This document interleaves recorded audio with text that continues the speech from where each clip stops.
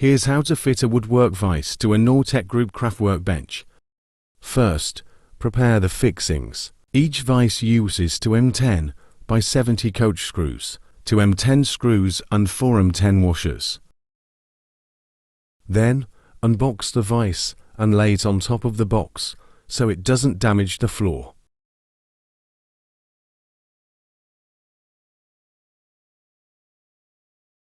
Next, put 1 M10 washer on to each of the M10 fixings.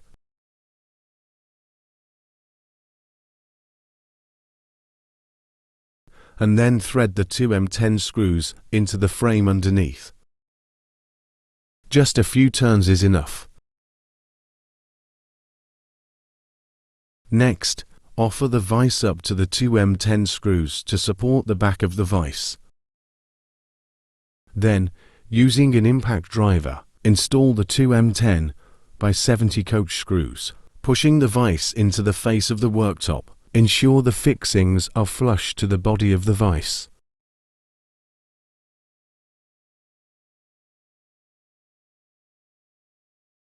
Torque all fixings up to at least 30 Newton meters.